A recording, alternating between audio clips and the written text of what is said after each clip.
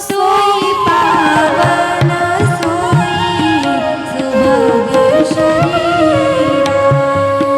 जो तन पाई भजहि रघुवीरा।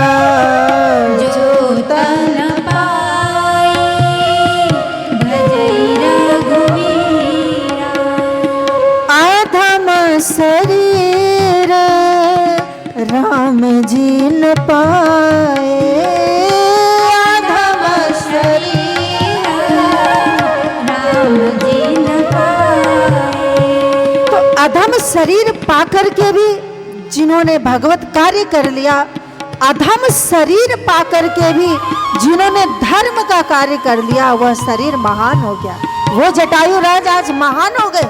आज उनकी कीर्ति, आज उनकी कीर्ति, आज उनका चरित्र, आज उनका गुणगान समस्त साधु संत ऋषि मुनि गाते हैं कि सुनो सुनो भाई, गीध महाराज, जटायु महाराज धन्य हैं जिन्होंने राम जी के कार्य के लिए सबसे पहली अगर किसी ने अपनी शहादत दी है तो वह भक्त राज जटायु हैं, जिन्होंने राम के कार्य के लिए, जिन्होंने जगत जननी सीता की रक्षा के लिए अपने प्राणों की भी परवाह नहीं किया।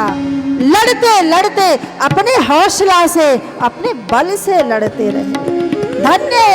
धन्य है ये पक्षी राज। जटायु का शरीर धन्य हो गया, पूज्य हो गया, प्रभु के गोद में बैठने का अधिकारी हो गया। लेकिन अगर कोई मनुष्य देह पा करके भी कोई भगवान का कार्य ना कर पाए अपने जीवन में, कोई मनुष्य देह पा करके अगर कोई धर्म का कार्य ना कर पाए अपने जीवन में, तो भैया इससे बड़ा दुर्भाग्य, उसके जैसा अभागा तो दुनिया में कोई नहीं। जटायु जैसे पक्षी राज धन्य हो गए, उनका शरीर धन्य हो गया। लेकिन जिसने मनुष्य का देह पाया वो अगर न करे तो कितनी शर्म की बात है। ये शौर्य, जटायु के पास तो पक्षी शरीर था, मनुष्य देह, मनुष्य शरीर भी जटायु के पास नहीं था। कोई सेना जटायु के पास नहीं थी और कोई बाहरी बल जटायु के पास नहीं था। द्वापर युग में जब महाभारत का युद्ध हुआ तो उस युद्ध में अर्जुन के पास तो 7 अक्षौड़ी सेना थी। कितनी सेना थी? 7 अक्षौड़ी, करोड़ों अरबों सेना। लेकिन और यहां तक कि अर्जुन के साथ कौन था?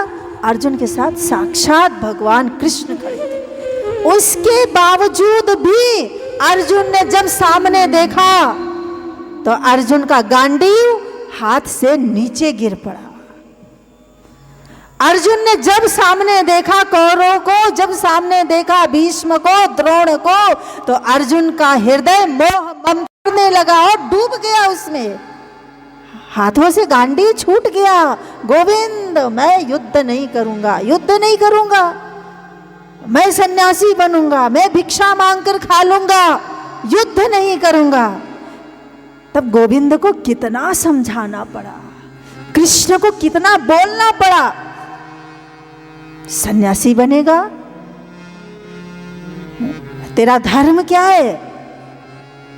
तेरा धर्म है इस समय युद्ध करना।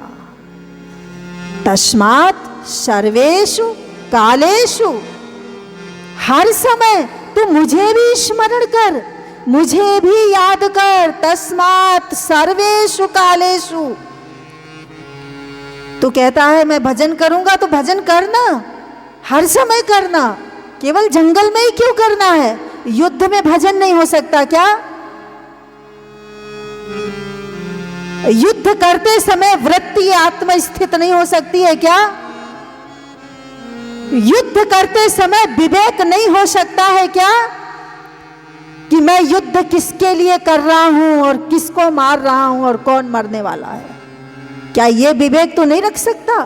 विवेक पूर्वक युद्ध नहीं कर सकता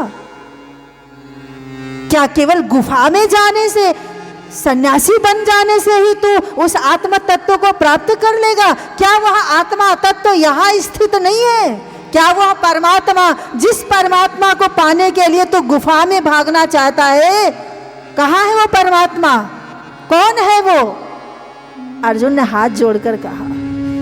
कृष्ण बोले, तू सन्यासी बनेगा, क्या प्राप्त करेगा? अर्जुन ने कहा, मैं ईश्वर को प्राप्त करूंगा।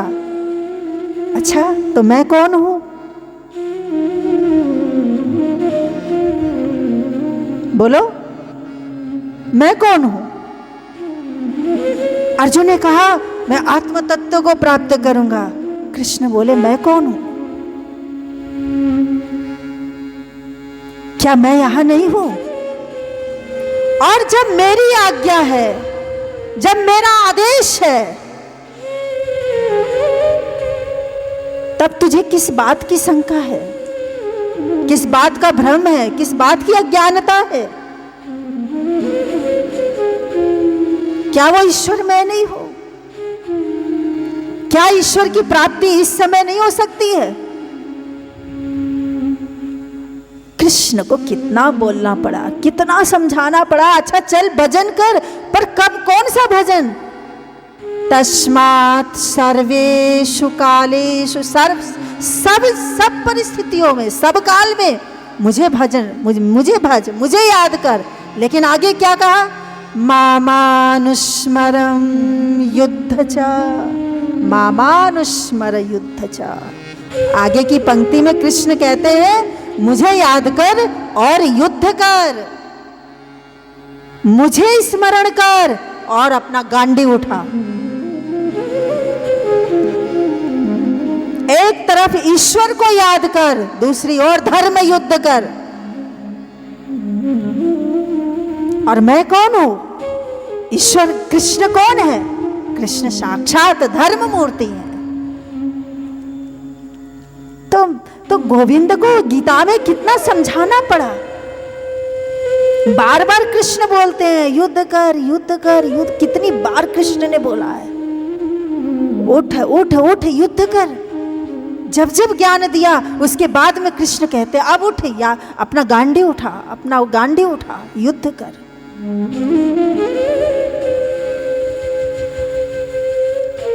कृष्ण को बोलना पड़ा।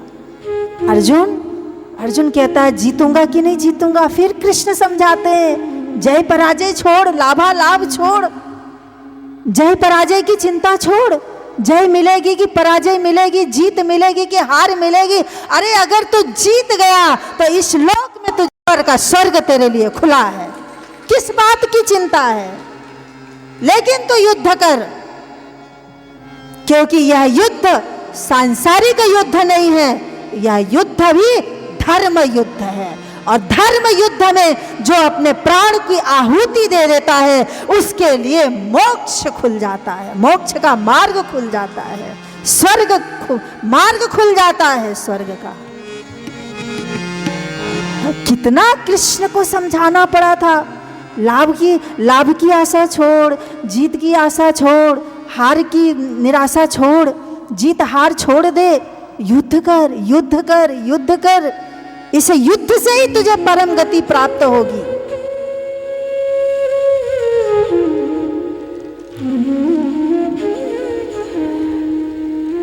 लेकिन जटायु को क्या समझाना पड़ा था, बताइए?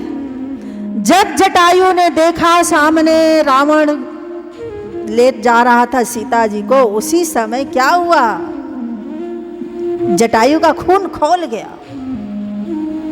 जटायु के पंख फड़फड़ाने लगे और एकदम कूद पड़े। तो जटायु को समझाना नहीं पड़ा, अर्जुन को 1000 बार समझाना पड़ा। पूरी गीता भगवान को बोलनी पड़ी, तब जाके अर्जुन, शिष्यस्ते हम साधि माम त्वाम प्रपन्नम। कृष्ण, अब मैं आपके चरणों में अर्पित हूं, युद्ध करूंगा। तब लेकिन जटायु के पीछे तो राम जी भी नहीं थे। अर्जुन के पास तो जनबल था, हथियार थे, शस्त्र थे, लेकिन जटायु के पास कौन सा शस्त्र था? कौन सी तलवार थी, कौन सा धनुष बाण था, कौन से रथ थे, कौन से हाथी थे, घोड़े थे, क्या था जटायु के पास?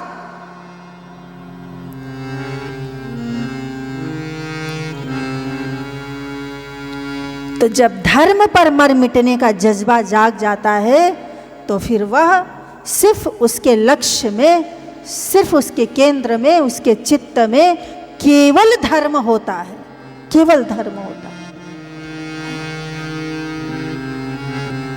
फिर तो वीर कहता है, जटायु कहते हैं, भगवान की रक्षा में एक बार मरना क्या, 100 बार मरना पड़े तो मरूंगा, धर्म के लिए 1000 बार मरना पड़े तो मरूंगा।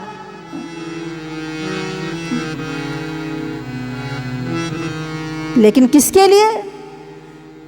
दम निकले इस धर्म के खातिर, दम निकले इस धर्म के खातिर, बस इतना अरमान है।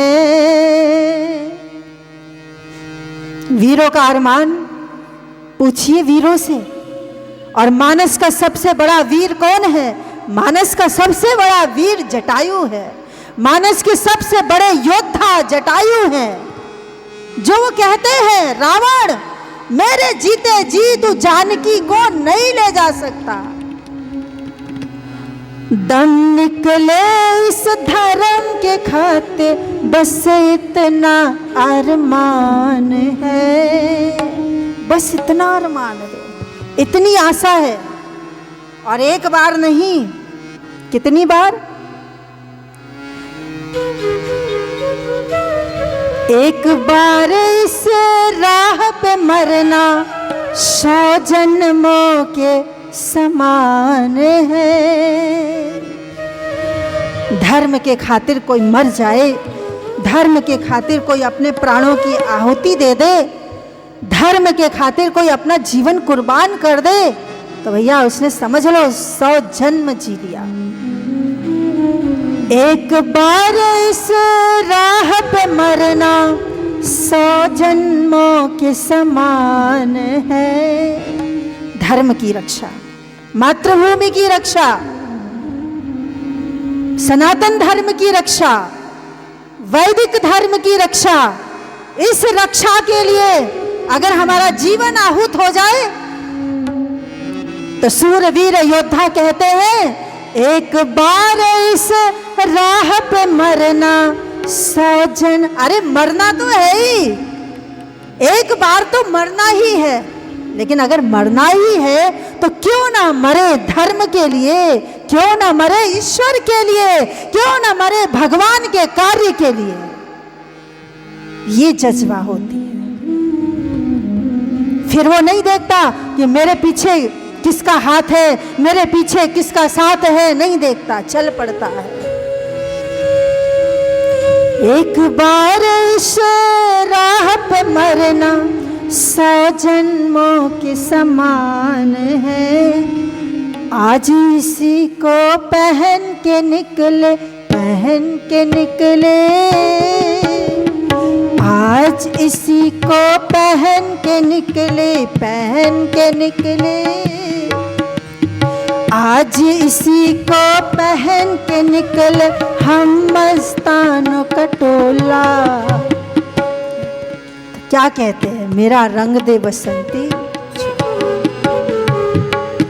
मेरा रंग दे बसंती चोला, मेरा रंग दे बसंती चोला, मेरा रंग दे बसंती। तो मानस के सबसे बड़े योद्धा कौन है? याद कीजिए, रामचरितमानस के धर्म के सबसे बड़े योद्धा, सबसे प्रथम बार विश्व के इतिहास में पहली बार धर्म की रक्षा में अगर किसी ने शहादत दी है तो वह भक्तराज जटायु है, जिन्होंने भगवती की रक्षा के लिए अपने प्राण अर्पण कर दिए। कौन सा चोला पहना था? वो सूरता का चोला, वो वीरता। दम निकले इस धर्म के खातिर, दम निकले इस धर्म के खातिर, बस इतना अरमान है, बस इतना अरमान है, बस इतना अरमान है। इसलिए कहो कि हे प्रभु, बस यह जीवन जीते जी, जब तक जिए हरि का कार्य करते हुए जिए, जब तक जिए राम जी का कार्य करते हुए जिए, राम जी का भजन करते हुए जिए, राम जी का प्रत्येक कार्य, कोई भी आदेश मिले भगवान के लिए, धर्म के लिए, जब भी मुझे और ऐसा मरो कि फिर मरना ना हो। एक बार इस राह पे मरना, एक बार इस राह पे मरना, धर्म के लिए मरना, ईश्वर के लिए मरना, गौ विप्र ब्राह्मण के लिए मरना, सदगुरु के लिए मरना, ये धर्म है, ये ईश्वर के लिए। कि मेरे प्राण, मेरे तन भी अगर लग जाए तो मैं तैयार हूं। ये जीवन किसके लिए मिला है, किसने दिया है? जिस ईश्वर ने दिया है उस ईश्वर के लिए मेरा जीवन कुर्बान, उस ईश्वर के लिए मेरे प्राण, मद चित्ता मदगत प्राणा। जिसने सोच लिया है कि मेरे प्राण भी निकले तो परमात्मा के लिए निकले, दुनियादारी याद करने के लिए ना निकले, धर्म को याद करते हुए मेरे प्राण निकले। एक बार इस राह पे मरना, एक बार इस राह पे मरना, 100 जन्मों के समान है, 100 जन्मों के समान है, ओ 100 जन्मों के समान है। आज उसी को पहन के निकले, पहन के निकले, आज उसी को तो जटायु ने क्या पहना था? कौन सी कवच? शौर्यता के रंग से हमारे योद्धाओं ने, धर्म के योद्धाओं ने, सत्य के योद्धाओं ने, धर्म के सैनिकों ने शौर्यता के रंग में रंग कर, धर्म की रंग में रंग कर। तो जब धर्म पर मर मिटने की जब संस्कार आ जाते हैं, जब एक बार मन बन जाता है तो फिर धर्म के सिवा कुछ नहीं दिखता। फिर देह का मोह नहीं दिखता, शरीर का मोह नहीं दिखता, प्राणों का मोह नहीं दिखता। तो ऐसे जटायु, ऐसे गीधराज,